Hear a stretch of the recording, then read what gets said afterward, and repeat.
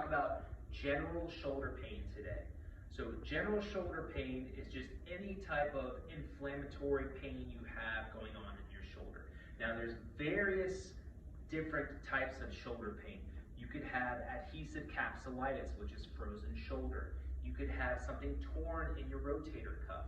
You could have any type of labrum tear, posterior, anterior. You can have some tendinitis or some bursitis. There's so many different things that could be going on in this shoulder. It's a complex but simple movement joint, so it does get injured pretty often. 9 times out of 10, the people that I talk to that have general shoulder pain or that have pain in the shoulder just have general inflammation going on.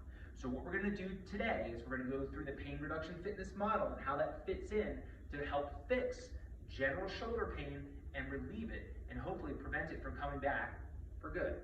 So we're going to go in the first stage of our pain reduction fitness model, which is mobility.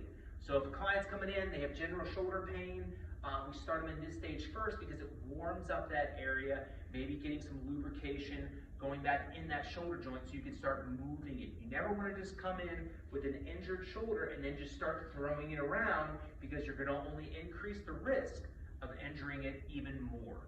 So let's go through stage 1, which is mobility, and we're going to start off with a simple exercise against the wall, okay? In an open, which I call snow angel position. So palms are open, thumbs rotated back, touching the wall if you can, because you want to facilitate that external or open shoulder joint rotation. So thumbs against the wall, my lower back can be off the wall a little bit, but you want to step a little bit more forward if you don't want to have it too far away from the wall. So head back again against the wall. We have a lot of clients that struggle and can't get their head back because of the tightness in their pecs.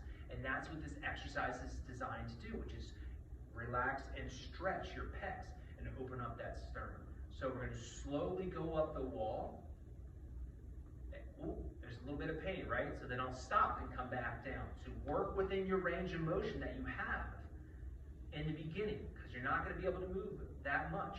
So maybe it's right there, or maybe it's all the way up, right? If it's all the way up. If it is, great. But you want to work slowly within your range of motion. Usually we tell people to keep it between a 1 to a 3 when it comes to pain, 10 being the worst. Okay, so you want to do this for about 60 to 90 seconds. Usually it takes a while for those tendons and ligaments to kind of warm up and the muscles to kind of relax a little bit. All right, so the second exercise we're going to go into is a palm rotation. Okay, so I'll show you from the side view. Palms open, and we're just going to rotate and then come back. So internal rotation, external rotation, internal rotation, and just go back and forth. Sometimes I call this a pancake flip, right? Like you're flipping something while you're cooking, right? So back, which is a pretty common thing to get injured with in your shoulder. You're cooking, you're flipping things around, and then boom, your shoulder goes, okay? So be careful with that. All right, so just flipping, internal, external. And again, for about 60 to 90 seconds. All right, now the last one we're going to do for mobility is using, this is called a booyah stick. You can get it online, or you can make your own very cheap with a PVC pipe. Any type of stick about this length, I'd say it's about almost a little over 5 feet. And you want to go wide at first, because the more narrow you are, the harder it is to bring it back. You want to make sure that you're able to keep your core tight and go behind. Now, if you have pain here, you immediately stop. Okay, squeeze your shoulder blades, and that's your position you end at. Okay, and then you come forward. If I have pain here, I stop, squeeze the shoulders, let it stretch. Because again, you're trying to externally rotate, open up that shoulder joint, at the same time stretching your pecs. And you get a little bit of lats too. Now, if you can go all the way back, even better. Okay, and again, you're doing this for 60 to 90 seconds. All right, so those are the first 3 exercises in our mobility stage. Now we're going to get into our next stage, which is stability and self-myofascial release. Okay, now in our second stage, we're talking about flexibility and self-myofascial release. This is after you've done mobility, warmed up the joint, got things lubricated and moving around. Now it's safe to start stretching that. And a lot of times you hear studies about how static stretching is not advantageous to do before working out. We're not talking about working out here. We're talking about stretching that fascia around that area that's giving you pain because you're holding it in so much because it's so painful that you've created this tightness inside that joint. So static stretching and self-myofascial release, and even some dynamic stretching, is definitely beneficial in this next stage after mobility, okay? So we're gonna get into 3 exercises. The first exercise is gonna be a dynamic stretch, okay? We're gonna take the stability ball, we're gonna put it against the wall. This is a really good exercise to stretch those lats and stretch your middle back, okay? So my thumbs are up, okay, facing me, all right? They're not palms like this. I'm going to start lower on the ball to give you maximum range of motion when I roll up. Now, if I'm too far back, I'm going to arch my lower back. We don't want that. We don't want pain. So coming closer to the ball, right about head level, we're going to roll it up like this and get that nice stretch. Like I'm trying to reach something, like I need a pair, like my keys are too far away and I can't quite reach them. I'm trying to grab, really stretch up. Keeping your head facing forward again. So I'm going to roll all the way up, get that nice stretch, feeling it all the way down here and in my middle back, and then I'm going to come down, okay? And I generally like to do this about 12 to 15 times. Again, really holding that stretch at the end of the movement, okay? The next exercise, all right, is going to be on the bench. Now, I like to use a pair of light dumbbells to help me get an extra stretch, but you don't have to. We're trying to, again, stretch the pecs, all right? So placing your feet up on the bench, if you don't feel comfortable doing that, you can put your feet down on the floor, all right? We're gonna have our arms right above our chest, and we're gonna let our arms come out, and keep coming out, and keep coming out, and go beyond our shoulder and our torso and get that stretch. Now I feel the stretch from my pec, right in here, all the way down the arm, which is great. We really hold ourselves in like this, especially if we carry a lot of things. We have our elbow flexion going on all the time. So these biceps get really tight too, okay? So I'm using the weights and allowing my pecs to kind of just hang out and let gravity do the work for me. So gravity is helping me stretch my open up my sternum, stretch my pecs all the way down to my wrists. All right, and you can make this dynamic too, just going into a fly and then coming back like this. Now, if you're having pain in this position, you can do it without the weights. And if you're still having pain, a lot of times I'll have my clients bring their arms down at a lower angle and still get that stretch. Okay? All right, again, hold it for about 60 to 90 seconds. We're gonna hold the stretch. This is more of a static stretch. Okay, the third thing we're gonna do is self-myofascial release. Okay, all our programs in all of these stages for helping with your chronic pain have to have some element of self-myofascial release. Okay, it's allowing you to do a self-massage pretty much, to get in deep and release those adhesion knots that are preventing you from getting maximum range of motion and essentially healing that area.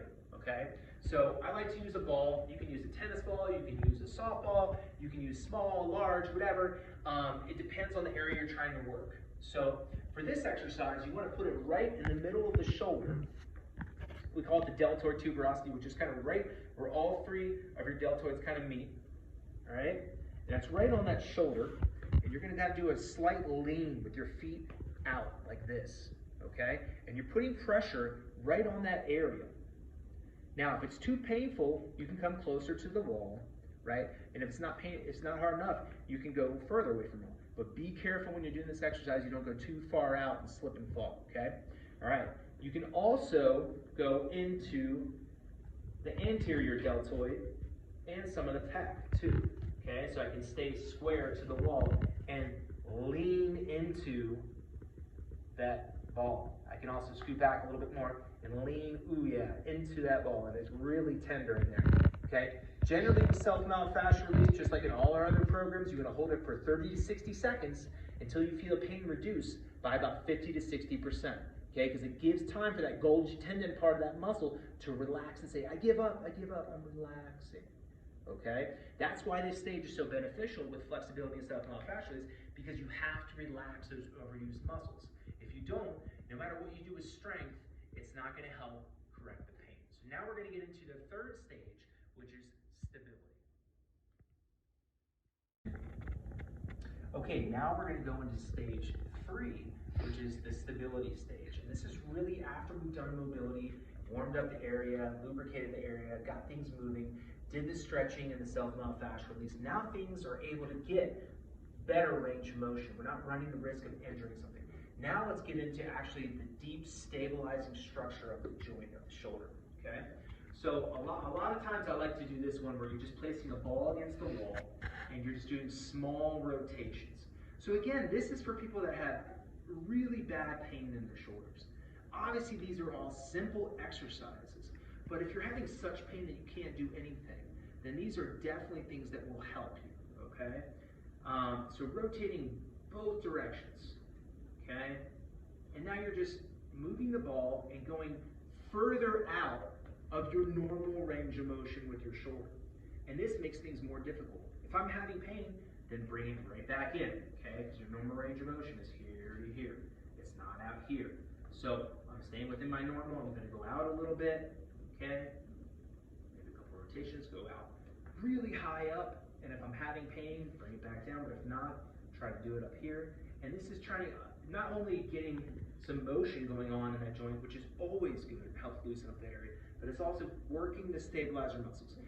If you don't strengthen your stabilizer muscles within that joint first, you will never be able to get the true strength back in that shoulder joint, because you're running that risk of getting the muscles stronger than the primary movers, than stronger than the stabilizer muscles. And what's going to happen is you're going to get injured again. So when we're regressing and coming back to why we had these injuries to begin with, we always want to work on strengthening the stabilizer muscles first, then moving on to our 4th stage, which is strength. Okay? All right. So now that we've done that, we're going to get into another one of the exercises to work on the stabilizer joints. So I'll show you this 2 different ways. You can do this against the wall, or you can do this on the bench. And again, the purpose is to strengthen those little intrinsic stabilizers within those shoulder joints. So we're going with our hands on the wall, and we're going to work on retraction and protraction, okay?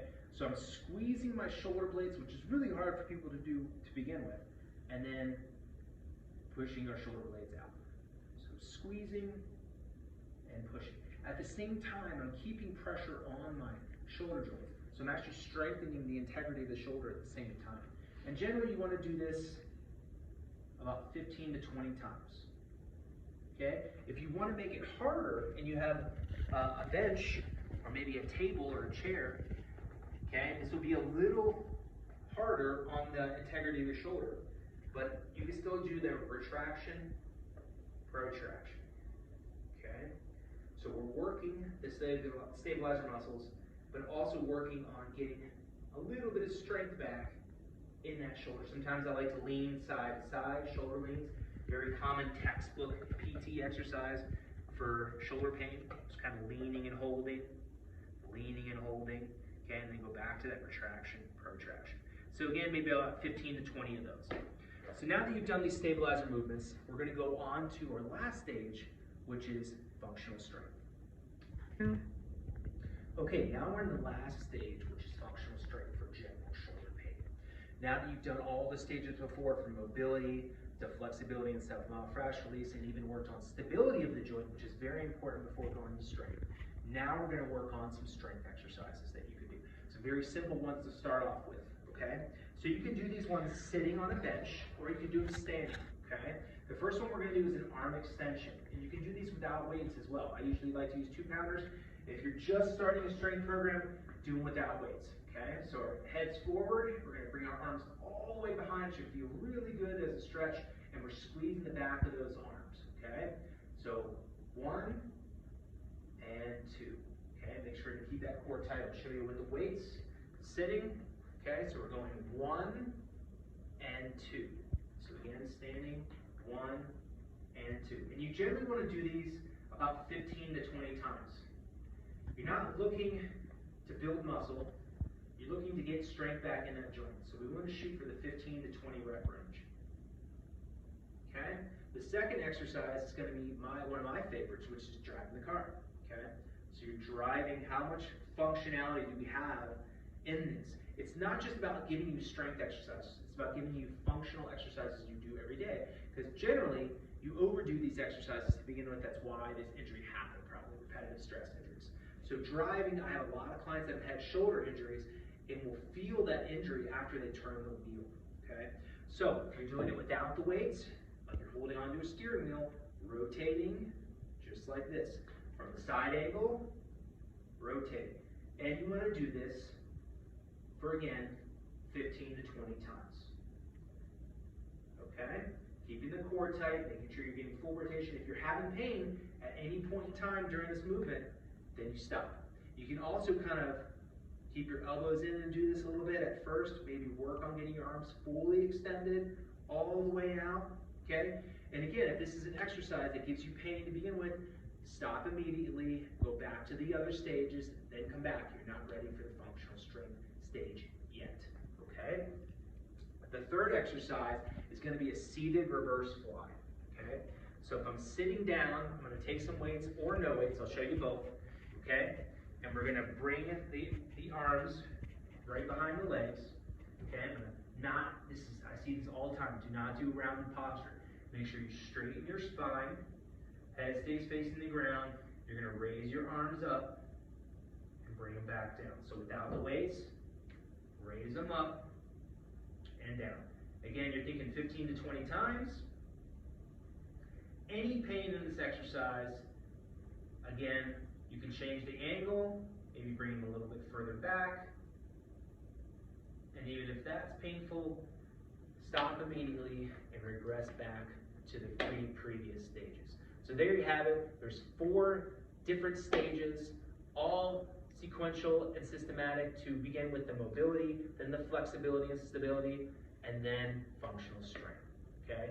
So these are all, again, the very beginning and basic exercises to start with general shoulder pain. Stay tuned. Please like and subscribe this video if you want more content on pain reduction fitness and a little more innovative exercises and maybe some progressive exercises in all 4 of these stages. Please let us know, and we're making videos every day, so stay tuned.